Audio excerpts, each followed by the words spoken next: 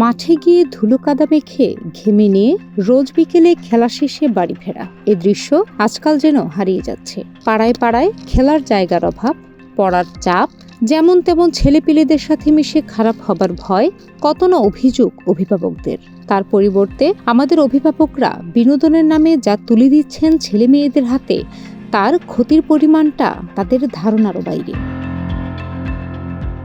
বর্তমানে অনেক অভিভাবকরা আছেন যারা শিশুকে খাবার খাওয়াতে, কান্না থামাতে টিভি, কম্পিউটার ও ভিডিও গেমসের অভ্যাস করাচ্ছেন।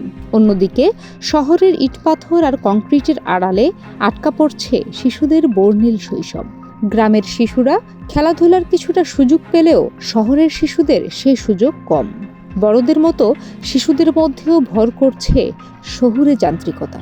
ফলে তারা খেলাধুলার আনন্দ খুঁজে ফিরছে মাউজের বাটন টিপে, কম্পিউটারের পর্দায় গেমস খেলে। অনেক সময় তাদের এই আকর্ষণটা চলে যাচ্ছে আসক্তির পর্যায়ে। ধীরে ধীরে তারা নির্ভরশীল হয়ে পড়ছে কম্পিউটার, মোবাইল, ট্যাব, গেমসের উপর।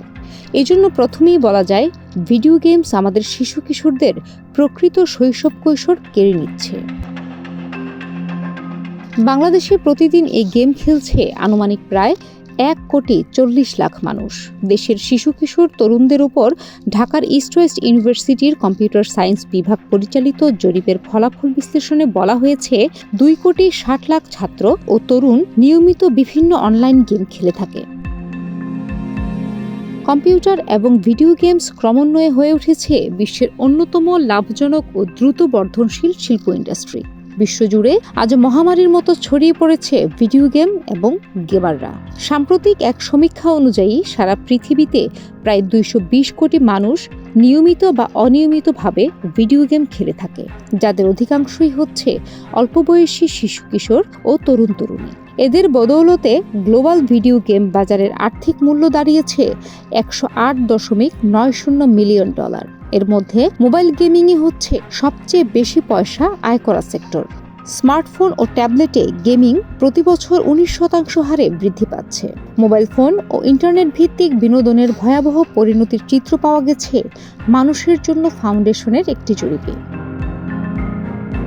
এতে দেখা যায়, ঢাকায় স্কুলগামী শিশুদের প্রায় 77% পর্নোগ্রাফি দেখে। প্রতিষ্ঠানের কর্মসূচি সমন্বয়ক আব্দুল্লাহ আল মামুন বলেন, অষ্টম শ্রেণী থেকে দ্বাদশ শ্রেণী পর্যন্ত ঢাকার 500 স্কুলগামী শিক্ষার্থীর উপর জরিপ চালিয়ে দেখা গেছে, ছেলে শিশুরা সবসময় যৌন মনোভাব সম্পন্ন থাকে, যা শিশুর মানসিক বিকৃতির পাশাপাশি বাড়িয়ে দিচ্ছে মারাত্মক যৌন সহিংসতার ঝুঁকি। শিশু কিশোরদের এ অবস্থা এখন বিশ্বব্যাপী মাথা ব্যথার কারণ হয়ে দাঁড়িয়েছে।